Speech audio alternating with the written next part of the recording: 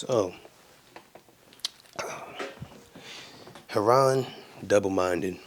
Abram, focused, steadfast, rooted, anchored. I haven't read an account where, and obviously they probably didn't write, they weren't able to write anything, but it seemed to me that, Abram was very, like, he was like, okay with it. Like they were gonna throw him in the fire. He ain't say nothing. He had his faith. He had trust in God that he knew that God was gonna deliver him. He knew that the God that he believed and the God that he worshipped and had faith in was bigger than any God that they worship or any spirits that is over these people. He had the wisdom to understand that it's not flesh and blood that he's fighting against, but it's things of higher principalities. So he got thrown into the fire with his brother, and then it tells us that um, his brother, obviously burned to ash, and Abram, what ended up happening to him was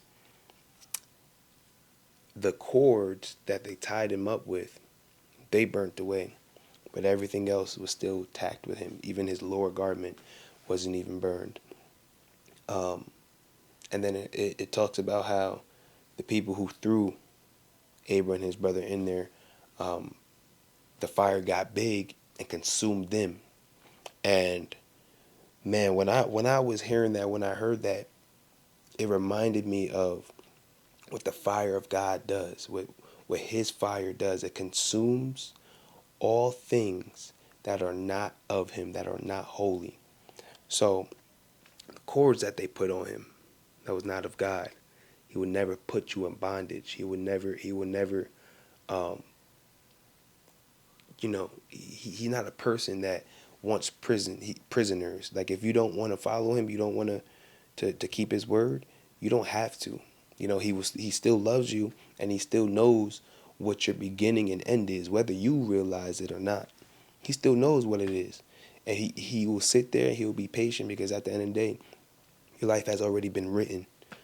It's been written already. So um, the cords was broken, um, but then everything else was intact. And then the people who threw him in the fire, which is not of God, which is evil, it was 12 men. They got eaten up by the fire as well, which is not of God. The evil is not of God. And then you read a little bit more into it, and when because it says that Abram was walking in the fire for 3 days and 3 nights.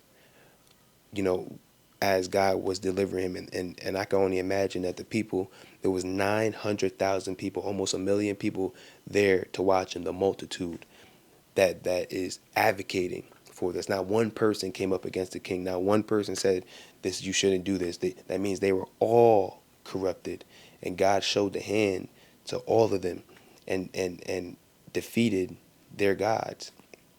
And um, it says that he was walking 3 days and 3 nights, and when the king heard of this, because people, I guess they probably went back to see or whatever, just how people, just think about how today is. This is the reason why it's so important for us to really take these accounts and apply it to our lives, because this stuff is happening nowadays. As we watch, people are more for the negative in the world rather than the righteous. And the Bible tells us that not many will make it. Not many will. I don't even know if I will make it. But my job, my goal is to continually walk and follow him, hear his voice and listen and keep his commandments. So,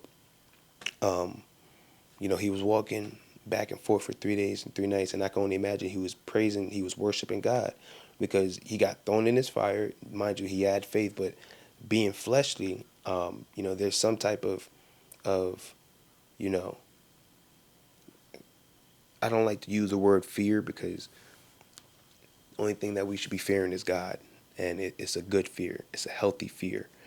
Um, but he still probably had thoughts like they're about to throw me in fire, like they're trying to burn me. And um I can only imagine when he got thrown in the fire and the fire came up, and because of his strength, because of his faith in God, he realized that he wasn't burning. And in that praise, worship, like just imagine you being in that spot where you are sitting in fire and nothing is consuming you, and you you are like human, you are flesh, and something divine, something supernatural is taking over your your physical human ability to understand. I can imagine I'll be up in there praising. I will let me not. I was gonna say I will live in that fire for the rest of my life. I ain't never moving. Hold on, let me reset this real quick. We had like 5 minutes.